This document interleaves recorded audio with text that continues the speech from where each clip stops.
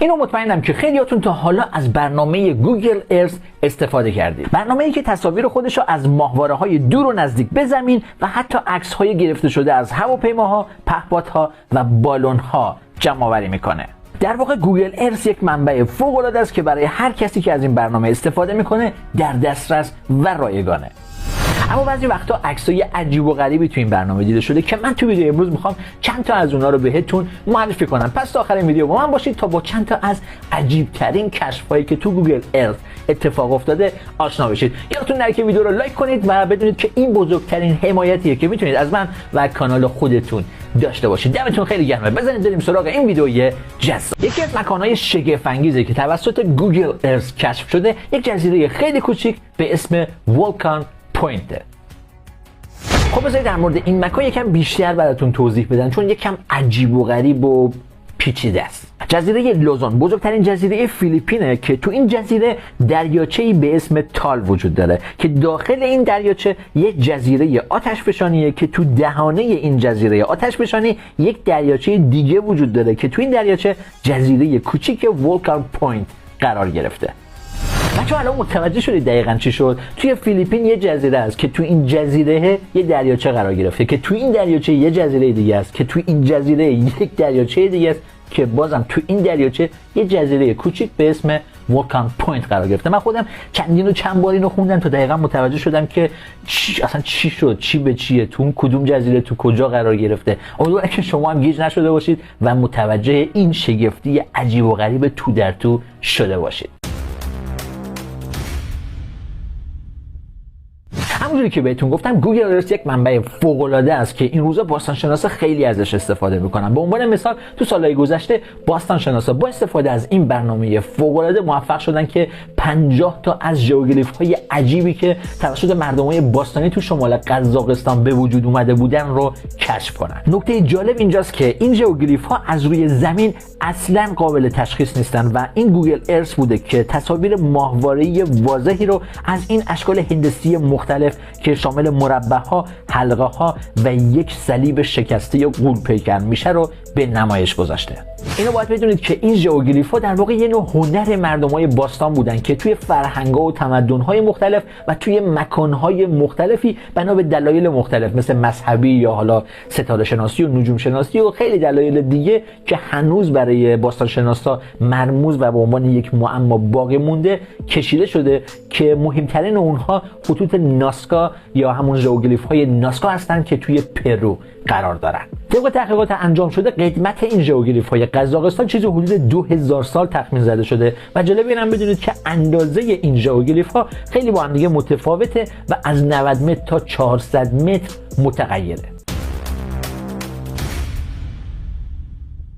این تصویر از گوگل ارث که الان دارید میبینید یک ناهنجاری رو نشون میده که به اعتقاد بعضی از باستانشناسا میتونه یک هرم کشف نشده توی مصر باشه. تو چند سال گذشته با استفاده از عکسای ماهواره‌ای و به خصوص برنامه گوگل ارث تعداد خیلی زیادی از این ناهنجاری‌ها توی مصر کشف شده که باستانشناسا سر این موضوع که این ناهنجاری‌های طبیعی هستن یا سازه‌های ساخت دست بشر با هم دیگه اختلاف خیلی زیادی هم دارن. یه سری از باستانشناسا با قطعیت میگن که تو این مکان‌ها هیچ چیزی وجود نداره، اما چیزی که من ازش مطمئنم اینه که تو این دنیای عجیب و غریب هیچ چیز 100% وجود نداره و برای اینکه راز این ناهنجاری‌های عجیب و غریب کشف بشه حتما باید حفاری و جستجوی میدانی تو اون منطقه انجام بشه که متاسفانه به خاطر شرایط امنیتی و اقتصادی مصر این حفاری‌ها و جستجوها به شدت محدود شده و راز این ناهنجاری‌های غیر معمول که تو گوگل ارث کشف شده فعلا به صورت دربسته باقی مونده. باستانشناسا با استفاده از گوگل ارث یکی دیگه از آثار هنری نقش‌بسته روی زمین یا همون ژئوگلیف‌های عجیب و این بار توی اردن و صحرای سیاه کشف کردن.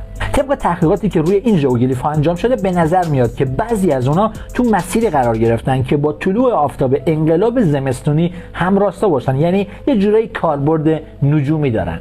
بعضی از باستانشناسا معتقدن که این سازه‌های عجیب و غریب زمانی به عنوان گورستان و یک جزوی از مراسم کفن و دفن مردم باستانی بودن، هرچند که هیچ کدوم از این کاربردها، چه کاربرد این سازه‌ها به عنوان علم نجوم یعنی توی علم نجوم و چه کاربرد اونها به عنوان گورستان و مراسم کفن و دفن به صورت 100% 100% ثابت نشده. این ژئوگلیف های باستانی بزرگ تو اندازه و طرح‌های مختلفی دیده شده که از 25 متر تا 70 متر متغیرن و جالب اینم بدونید که طبق تحقیقاتی که انجام شده به غیر از صحرای سیاه و اردن توی سوریه، عربستان و یمن هم این مدل ژئوگلیف ها وجود داره. یکی از ناراحت کننده ترین عکسایی که توی گوگل ارث ثبت شده مربوط میشه به شهر باستانی آمافیای سوریه.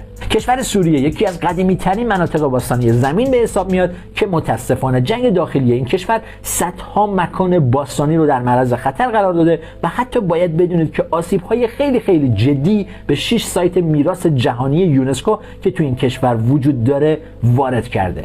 الان میخوام یک عکس از شهر باستانی آمافیای سوریه رو بهتون نشون بدم که توسط گوگل ارث ثبت شده. این عکس نشون میده که کل این شهر باستانی از زمان شروع جنگ داخلی سوریه توسط غارتگرای فرهنگی سوراخ شده و به جرئت میتونم بگم که کل میراث فرهنگی با ارزش این شهر به غارت برده شده.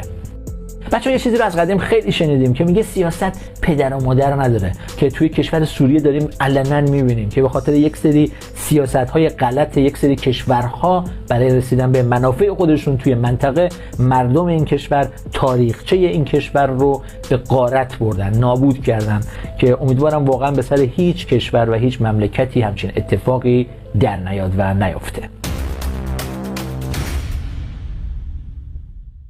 حالا میخوام چیزی رو بهتون نشون بدم که وقتی اتفاق میفته که پول خیلی بیشتری نسبت به عقل داشته باشی. شیخ حمد بن حمدان آل نهیان یک میلیاردر عرب و عضو خاندان ابوظبیه که اسم خودشو به بزرگترین حالت ممکن روی سطح شنی جزیره فوتیسی که جزیره شخصی اون توی خلیج فارس هک کرده. گفته میشه که این کلمه حمد انقدر بزرگ نوشته شده که از فضا هم قابل دیدنه و اندازه و ابعاد اون چیزی حدود 3200 متر طول در 800 متر ارتفاعی که اونو تبدیل میکنه به بزرگترین کلمه نوشته شده در جهان. نکته جالب اینجاست که طبیعتا کلماتی که روی شن و ماسه نوشته میشن باید از طریق امواج و آبی که به ساحل میان از بین برن، اما این کلمه و این حروف انقدر ابعاد بزرگی دارن که امواجی که از طریق جزر و مد به ساحل میان رو به خودشون جذب میکنن و هیچ جوره از بین نمیرن. اگه به این عکس گرفته شده از گوگل ارث هم توجه بکنید دقیقاً میتونید امواج و آب رو توی حروف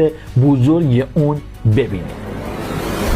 یکی دیگه از عجیب‌ترین مکان‌های دنیا یک جزیره است که به اسم جزیره بیگانگان مشهوره. اگه دوست داری بیشتر راجع به این جزیره بدونی پیشنهاد می‌کنم که این ویدیو رو از دست ندید تا آخرش رو ببین. حتما ویدیو رو لایک کنید. بچه‌ها به حمایت شما خیلی احتیاج داریم. دمتونم خیلی گرمه. بدونید که خیلی دوستتون دارم. تا ویدیوی بعدی مخلصم. خدا نگهدار.